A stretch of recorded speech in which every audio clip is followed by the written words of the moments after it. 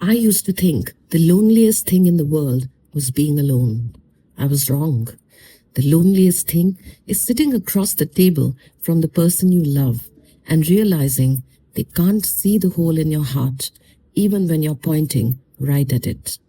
My name is Maya, and for 5 years I lived with a man who didn't lack the ability to care.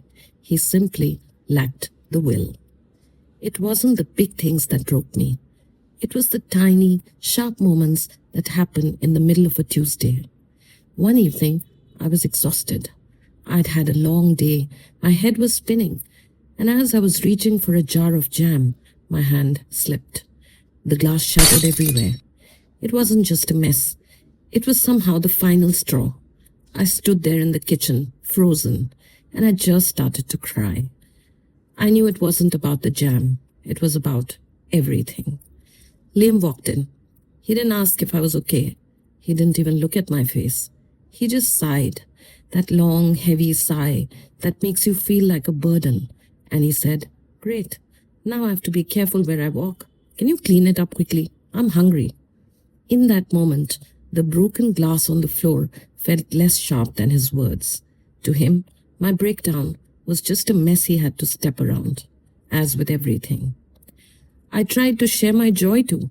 I remember getting a small promotion at work, something I had stayed up late for, something I had prayed for.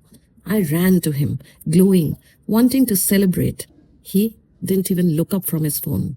He just said, "Does that mean you'll be home later? Does that mean I'll have to be picking up the kids every day?" My win was just another problem for him.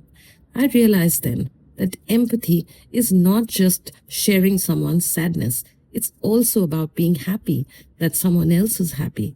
And Liam was only ever happy for Liam. I spent years being a translator. I would explain my feelings like I was teaching a child a new language. I would say, "Liam, when you say that, it hurts me." But one night, lying in the dark, I stopped. I looked at the back of his head and I finally understood. Liam is not deaf. He just doesn't want to listen. You can't teach color to someone who refuses to open their eyes. You cannot wake up someone who's pretending to be asleep. I finally left. I didn't leave in a cloud of anger or a big screaming fight. I left in a cloud of happy silence. I stopped explaining. I stopped begging for a crumb of comfort. I started giving that comfort to myself.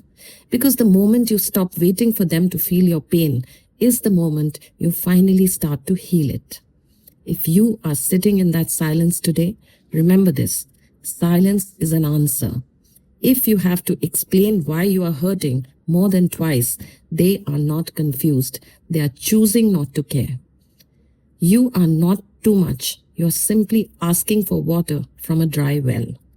Save your breath. You cannot build a bridge to someone who's happy on their own island.